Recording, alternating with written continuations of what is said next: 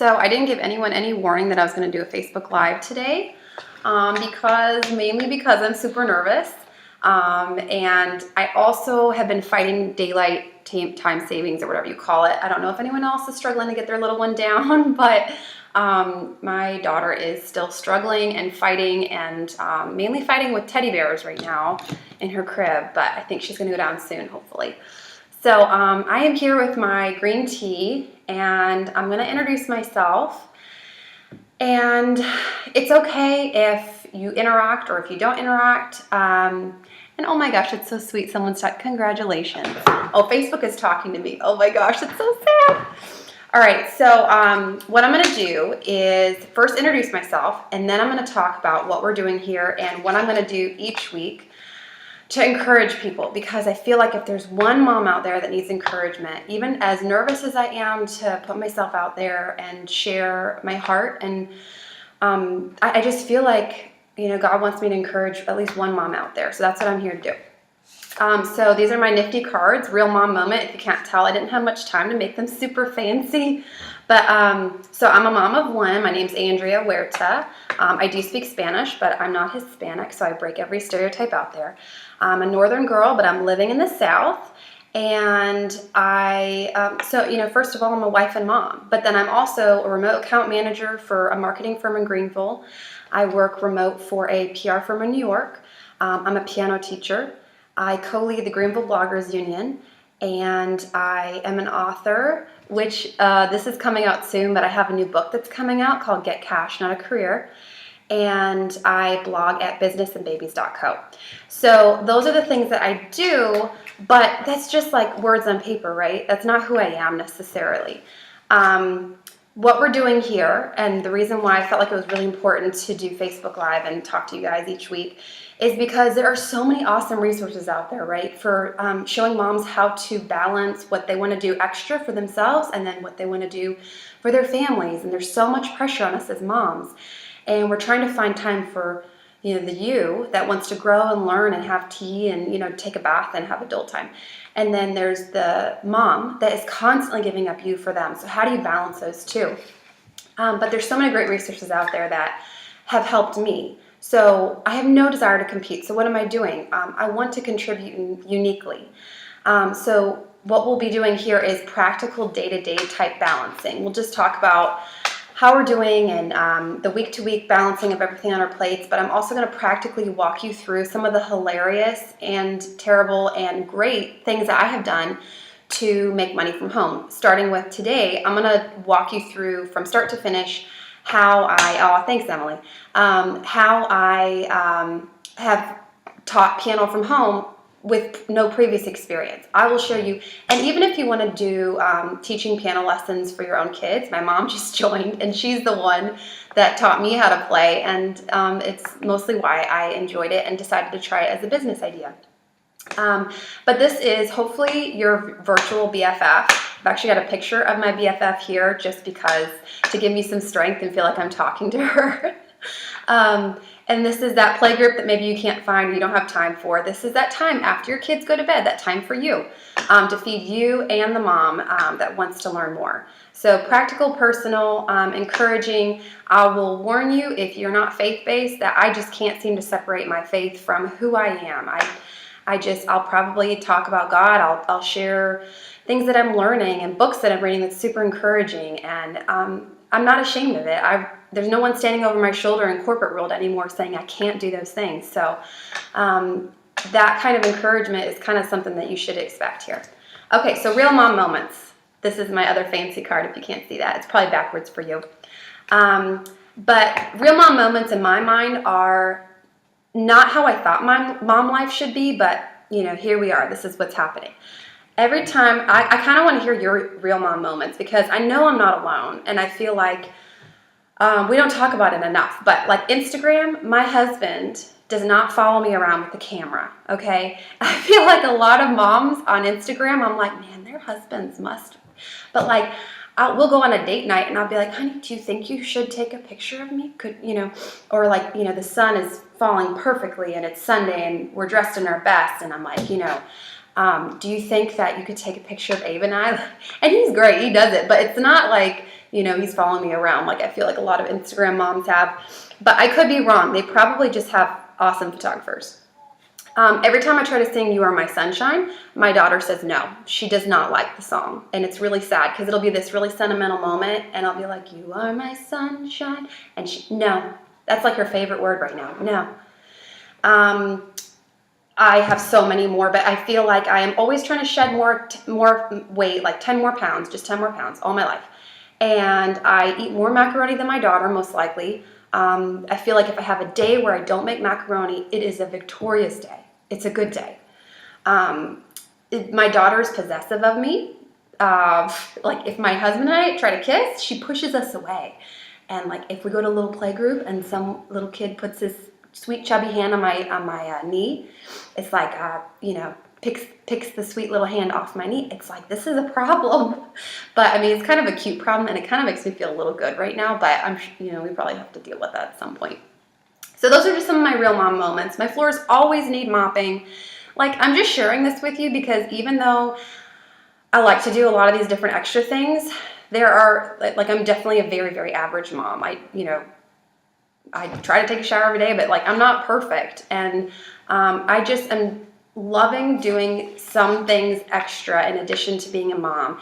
And I love sharing that and encouraging other moms who maybe want to, just have more adult time. It doesn't have to be a business idea necessarily.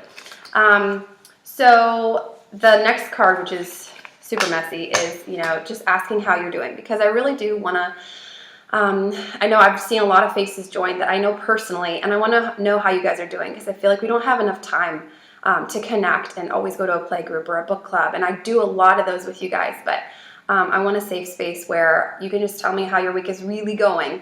For me, I feel like how I'm doing and how I'm balancing business and babies this week has to do with 3 pieces. One is things I'm thankful for that really help make up my heart.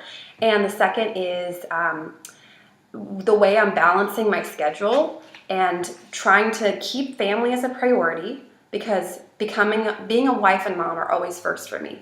And then second, how I'm able to commit to deadlines and how I'm showing up for piano students or, whatever is needed, or how I'm making dinner. And the third is things that I'm learning, because I feel like you're always learning no matter who you are. And that doesn't stop when you become a mom. In fact, I feel like it almost compounds a little bit. So things I'm thankful for. I'm reading the book 1,000 Gifts, which is like super hard when you start, but she talks about how, when the fall happened, we became less thankful. Like we didn't thank God anymore and just look around and find things to be thankful for. And even in the Bible, when it says, give thanks in all things, we say that, but what does it really mean? The everyday moments, like if you really sat down and tried to pick out those things, it's amazing how you even feel more thankful for what God's given you. So here were a few of the things this week that I have just been thankful for that I'm going to share, because this is part of who I am. Pink lint after freshly washed baby clothes, because there's nothing better. Naked little baby running away laughing when she's supposed to be getting in the tub. Decisions made after long debating, because in marriage, decisions are rough. It's, we had a tornado a few months back, and we didn't have that much damage, but now we have to make all these house decisions. I am so thankful we did not build a house together now, because it's just hard. You got to talk through a lot of different things, and I'm really thankful for decisions. The peace of a clean kitchen, which my sister Becca has been inspiring me to be doing more consistently. So my kitchen is clean, Becca. Hot tea and sticky honey after a cold walk. We've been taking a lot of cold walks here. It's been a little chilly in South Carolina, which I can't complain though, because I'm from Wisconsin originally, and that's rough. Red baby cheeks under 3 layers, because of course she's all bundled up and she's all sweet little cheeks. The eyes of a baby absorbing the world and having no idea how precious she is. And I feel like that's just mom life. They have no idea how much we love them, and they're just taking it all in, and we have the joy of going along with them in their journey of learning. And I just think that's so sweet. Anyways, I have a bunch more that I've been writing out. I've just been trying to, write out more really specific things that I'm noticing, and it's making me pay attention more. All right, so balancing. Here is my schedule. This looks kind of crazy. You can see the check marks, because I'm always writing a new schedule and being like, okay, this week, let's see if we can do it. So I'm never perfect at it. This is pretty much the gist though. But like I'm trying to prioritize church, family, taking walks, spending time putting my daughter down, being the person, you know, that is there for my family. But then I have to be able to tell, you know, I'm doing these different remote work positions, and I really only work 15 hours a week. That's not bad. But I have to be able to tell them, hey, don't call me these times because I'm not going to be at my phone. I'm going to be with my family. These other times, though, you can expect me on my computer. I'll be there. So the only way I've been able to do that is to not so much put my baby on a schedule, but put myself on a schedule, which I talk about that in my book in one of the chapters, just about scheduling and how much that helped me. Not everyone has to do it. It just helped me. So anyways, just to give you an example of today. So it's Tuesday. I was planning to do this Facebook Live on Thursday, but I am co-leading a blog event this Thursday to talk about email marketing. I'm not speaking. I'm literally just putting out the invitation pretty much and inviting the speaker. So I moved it to tonight and just stopped procrastinating and just got my tea together and was like, we're going to do this. So today is Tuesday, and I was supposed to teach a piano lesson, and he was sick, so that's no problem. I get paid even though he didn't show. Actually, he wasn't sick. He just didn't show. They forgot.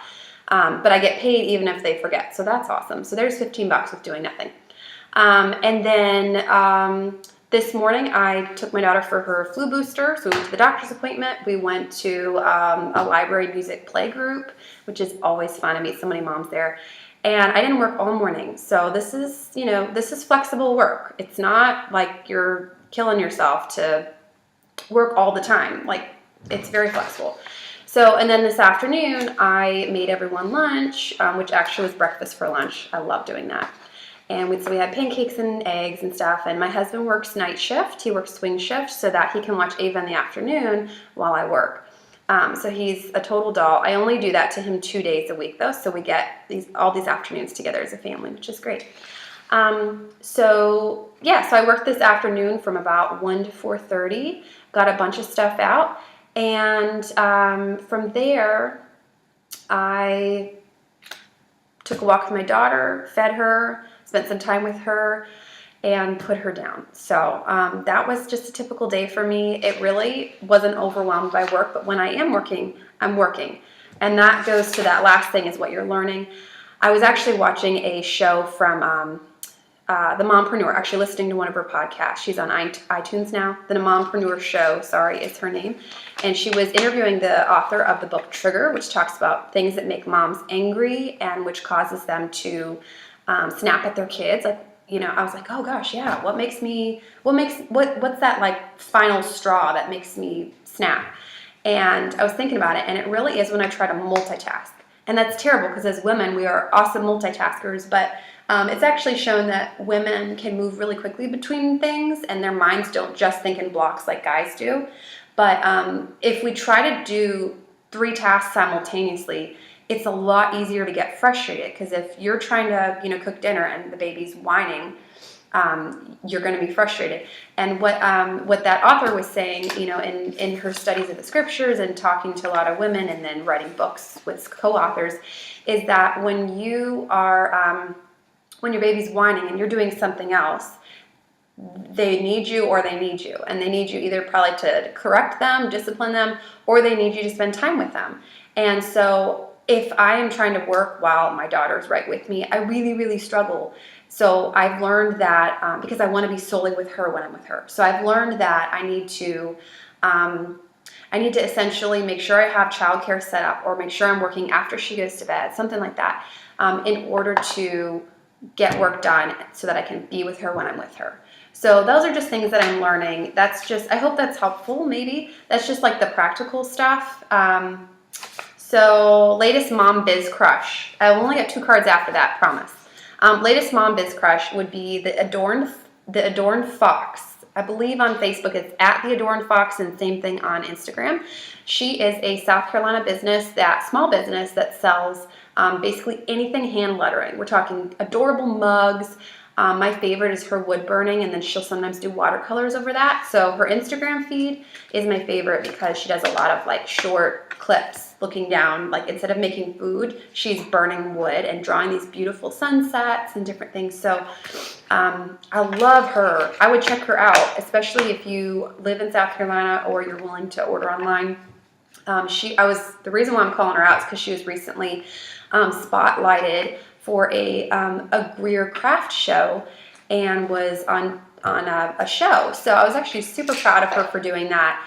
I've watched her kind of bootstrap from like just starting out, and she presented at my bloggers event once and shared her products and like brought products for free. And she is just one of those people that just has an idea and goes with it.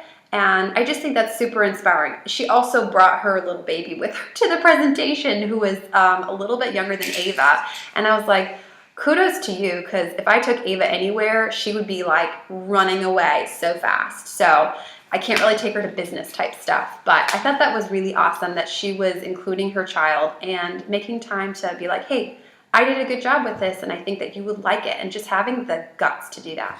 So follow Tabitha. Now, okay, so this is the last thing. I'm going to talk about how I've taught piano lessons from home, and I say this with, I don't have a music degree, okay? And so the first thing that I did was actually talk to other piano teachers to find out what price they thought was reasonable. What I actually found was that most of them requested that I don't charge under $15 to $20 an hour. I chose to go with the low end just because I didn't have, I hadn't taught piano lessons before. I was like, hey, I have a home piano studio. I just was willing to put myself out there and see, could I do a couple lessons and just see, just the one lesson. If they don't like me, no hard feelings. If I really struggle with it and don't enjoy it, then no hard feelings. So I chose to charge $15 an hour, and I said, pay the month in advance, because then they're more likely to continue coming. So I'm going to talk about some kind of fun games and attention and focus tools that I've used. But I'm just clarifying that I don't have a music degree. I really respect the women that have music degrees. And so by respecting them, I tried to charge not too low, but obviously not too high, just right in that range. Because most of them didn't want me charging $7 and then having all of their students. It's just not fair competition. All right. So I'm going to actually take you over to the best, let's see here, the best little prop ever that's going to show you my quote-unquote home piano studio. By home piano studio, I just mean a room with a piano. So I'm just going to get that out there. So here's my amazing prop that's going to help me out today. Really, really fancy. Okay, so like I said, actually I have to give props to my friend Amy Cochran, who actually gave me this piano. It was her family piano. I had someone come out and tune it. I had to tune it twice because it had been a while. But Amy, I really appreciate it. If you watch this, just like, you have no idea. Also, I had this sign customized. I can share the business that did that, but I love it. Okay, so I already said how much I charged. I told them to pay each month because then they were more likely to actually show up. And then how did I advertise myself? I actually put myself on Facebook yard sales. That's it. And then from there it was word of mouth. So Facebook yard sales, right away I had about 9 students. And so that's something I really recommend. And I was honest on there. I didn't say, hey, I've been teaching for 20 years. I said, I am, a mom. You have to come to my house. But I've been playing piano for this many years. I really enjoy it. Piano is shown to help with things like focus and discipline and, just learning a trade. And it's something that I have come to personally enjoy. I learned that through all the years of, playing piano and stuff, I always was really upset that I had to play it because I felt like my parents were saying I was supposed to be a world-class performer someday. And I realized that it was actually that I needed to sit down and learn focus and discipline. And that someday I would just enjoy sitting down and playing the piano. It was about bringing me joy and bringing others joy. It wasn't about being the best. So anyways, I just shared stuff like that in my Facebook yard sale post.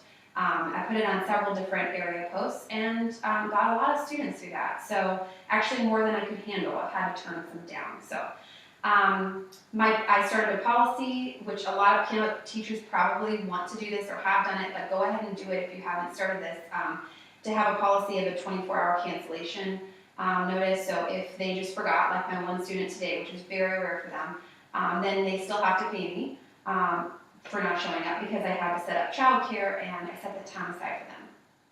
If they're sick though, I say just, I'm not going to charge because I don't want, as a mom, I don't want them feeling like they've got to bring vomit into the house. Like, ugh, no thank you. Okay, so something that I did when I first started was just to, I created a folder for each kid, nothing fancy. These are just some of the current folders. And then, again, nothing fancy, but I would write here the dates that they had their lessons and how much I charged. I started off giving them a deal of $50 a month if they paid in advance. I changed that to $60 because I was trying to drop some students because I didn't have time to keep up with them because I had all these other hours, and nobody dropped. So just go ahead and tell them how much they have to pay a month in advance. Don't give them a deal on that because it didn't make any difference.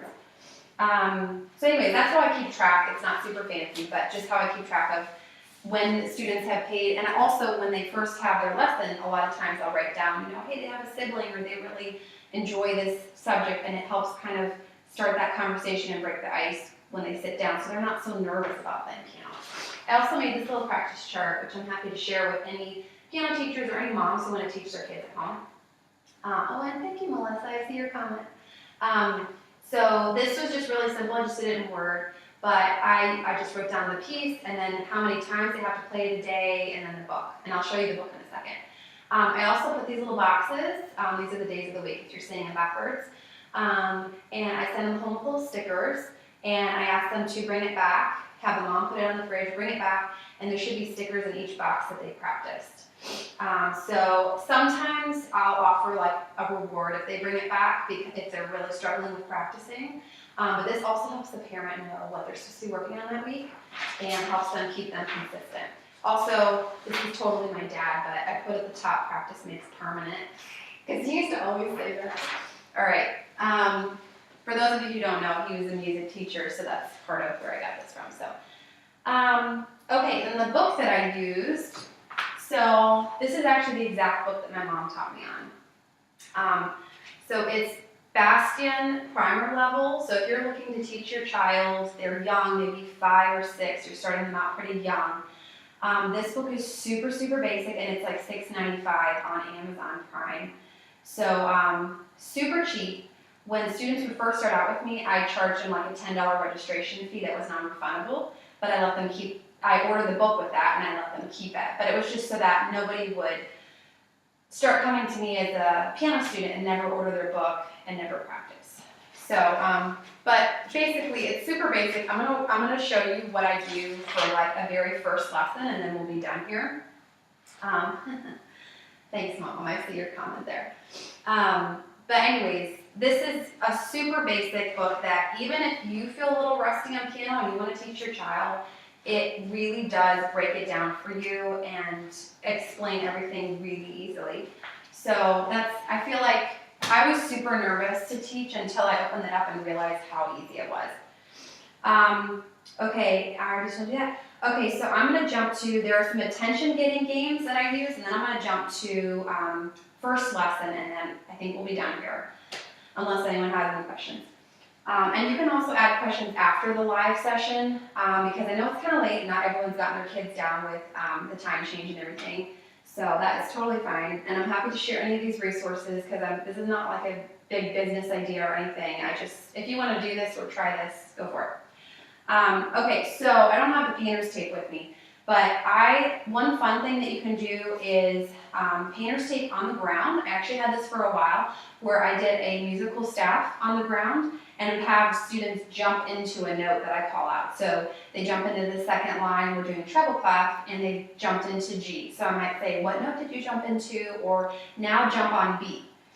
Or I would do little, for some of the younger kids or kids who like to throw things, I would do like little bean bags and they would toss it onto the right note. And I also would do, for especially those kids that had trouble with focus, I would do X's around the room. So the seat where the parent was sitting, where they don't always come in, but if they did come in, they could help me with the game. But that was home run, and then first base, second, third. I'm not a baseball fan, by the way, so I just kind of winged it there. Didn't know any of the lingo, but I had a kid who was 7 who really enjoyed that kind of thing, and he struggled with focus, so we did that. It really, really helped. So first base, maybe I would have him do a flashcard, which, by the way, this whole set of flashcards was like $4 on Amazon Prime. So again, really easy way to teach your kid music theory. And so I would have him do a flashcard to get to first base. And then no giggling on the way, because then that would just make them enjoy it even more. And then for the second base, maybe they would have to play a line of their song. And I found that, especially I've had kids with ADHD, different actual diagnoses that really struggled. And with one of my students, he really, really struggled with focus, where he could only do spurts. But once he was familiar with those spurts, he could do the whole piece. So I would actually have him do a line and then go to the next base and then do another line. So the going back and forth and the spurts of attention for him just worked. So, I mean, that's just things that I was trying different things as I ran across different, learning disabilities or focus issues, which is totally normal, especially when you have young kids, which I had a lot of. So yeah, I'm gonna now, last thing is walk you through that first lesson. So if you're wanting to start your kid on lessons, you don't have money to take them to piano lessons, you're willing to give it a shot, or you're willing to try teaching other kids, here's kind of what I do. So they come in, I ask the parent to stay typically, just because it's new and it just helps me feel more comfortable too if the parent's there to reinforce. So I, introduce myself to them, and I have them sit on the throne or the seat of honor, which is the piano bench, and we talk about, just school or what they enjoy. We don't jump right into piano, because I know that they're nervous. For some reason, most kids are nervous when they sit down and they're going to play piano for the first time. It's not always seen as a fun thing, and it should be a fun thing. And then I show them my little focus basket. So this focus basket has different prizes in there. Really, it's just things that I have run across that I probably didn't want. And I thought, well, a young child will probably want this somewhere. So, like pencils, or I'm not really a big Milky Way fan. Ask the parents first if there's any allergies, but gummies, little twistable crayon, I don't know. Sometimes I'll know that a kid likes a certain thing, and I will get that for them to incentivize them, especially, but I usually don't spend more than $1 on a prize.